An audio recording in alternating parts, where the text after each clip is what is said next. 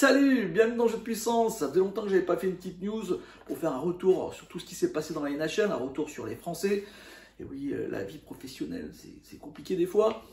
Et donc, allez, c'est parti pour un retour sur les Français et tout ce qui s'est passé dans la NHL depuis pas mal de temps.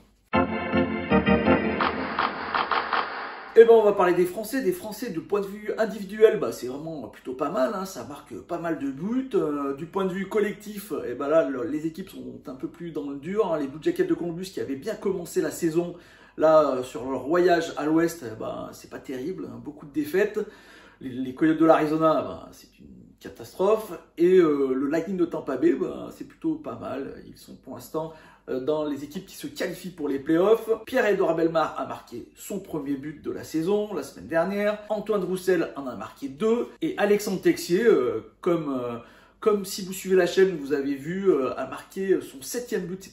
C'était cette nuit. Cette nuit contre les Dallas. Ça n'a pas empêché les Blue Jackets de perdre. Alexandre Texier qui marque quand même pas mal de buts. 7 buts, c'est pas mal, hein, depuis le début de la saison. Donc pour nos Français, c'est pas mal, hein, on peut le dire. On a pour l'instant des Français qui nous montrent du beau jeu. On va parler des équipes qui sont en forme et surtout de l'équipe qui est super en forme. C'est les Maple Leafs de Toronto. 9 victoires, une seule défaite. Sur les 10 derniers matchs, 5 victoires de suite, et surtout la dernière, c'était contre une grosse écurie, c'était contre l'Avalanche du Colorado.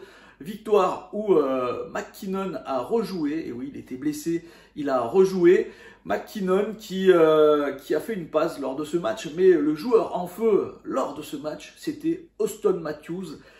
3 buts, un hat-trick pour lui. Auston Matthews qui était vraiment très en forme, qui est très en forme depuis le mois de novembre. Il a marqué 17 points au mois de novembre. Il a bien commencé le mois de décembre. Le gardien des Maple Leafs, lui aussi, est très en forme. Jack Campbell, attention, Jack Campbell est vraiment très bon depuis le mois de novembre là aussi.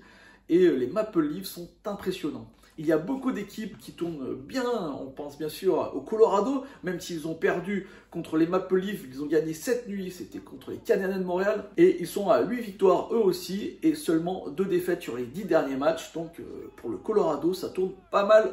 On parlera aussi des Rangers New York, qui ont un super jeune gardien, Igor Shesterkin. Alors au niveau du jeu, c'est un peu plus moyen, mais leur gardien est vraiment très bon.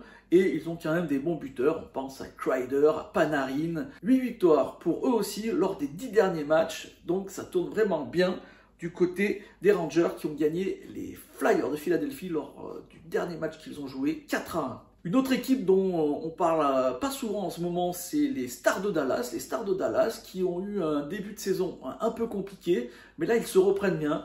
Ils ont gagné les Blue Jackets cette nuit 3-2, et les Stars de Dallas qui ont gagné eux aussi 8 matchs lors des 10 derniers matchs qu'ils ont joués. Donc là aussi, c'est une équipe qui est en forme. Dans les équipes qui sont premières, d'un point de vue non pas de points mais de pourcentage, la meilleure équipe pour l'instant de la ligue, donc celle qui devrait être premier si tout le monde avait joué le même nombre de matchs, c'est les Edmonton Oilers. Bon là, depuis le début de l'année, ça tourne vraiment bien. Là, ils ont encore gagné leur dernier match, c'était contre Pittsburgh, il y a 5-2. Et donc, vraiment, une équipe impressionnante. Enfin, Connor McDavid et Leon Draisaitl ont trouvé des coéquipiers qui tournent vraiment bien. Lors du match contre Pittsburgh, Zach Hyman a marqué 2 buts. Comme vous pouvez voir, vraiment une très bonne recrue que ce Zach Hyman pour les Oilers d'Edmonton. Une équipe qui tourne très bien. Attention pour la Coupe Stanley. Je n'arrête pas de le répéter, mais attention.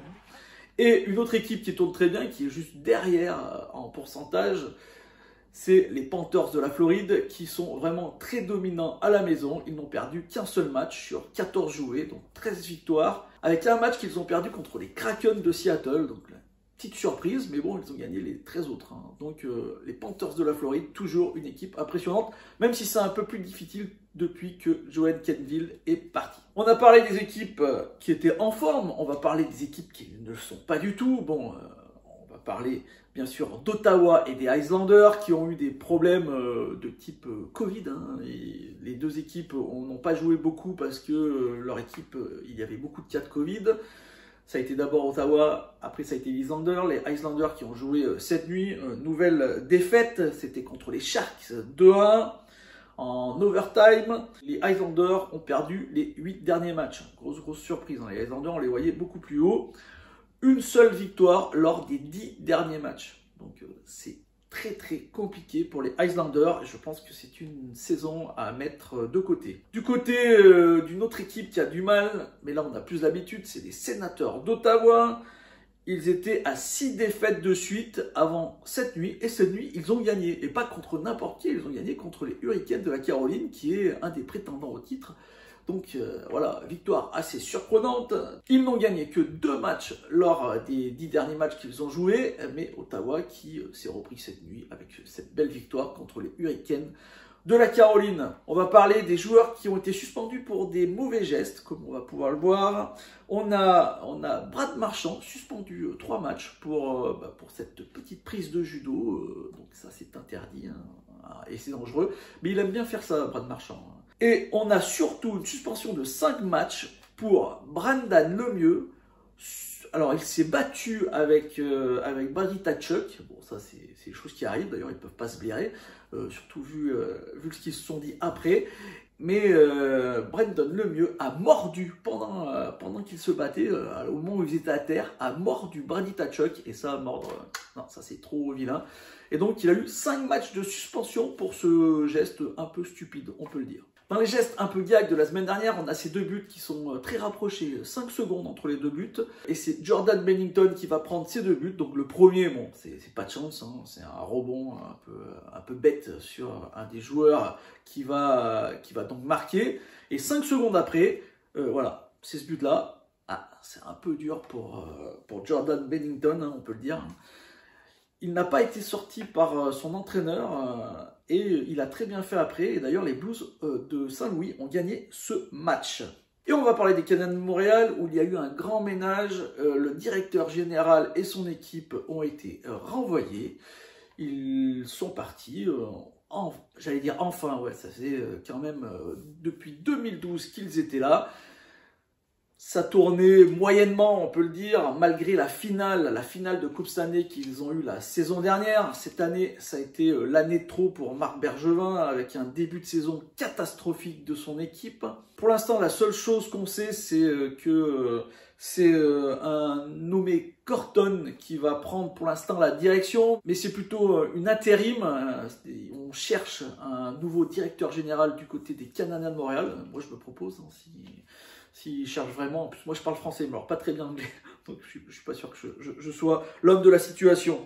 Dans tous les cas, je pense faire une petite vidéo sur l'héritage de Marc Bergevin. Qu'est-ce qu'il a fait pendant ces années au Canadien de Montréal. Ça sera une vidéo quand j'aurai un peu de temps. J'essaierai de faire cette vidéo. C'est encore difficile du côté des Canadiens qui ont encore perdu la nuit dernière, qui n'arrivent pas du tout à se relever.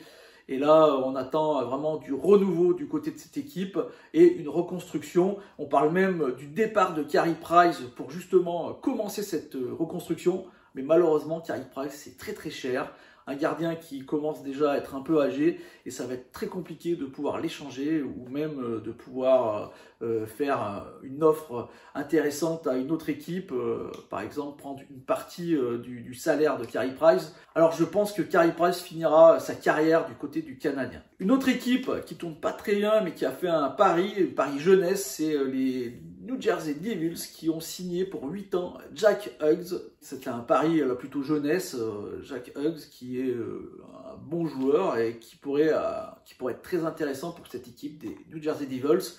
8 ans pour un jeune joueur comme ça me paraît pas non plus déconnant, même si c'est très cher payé. Je crois qu'il a un énorme salaire.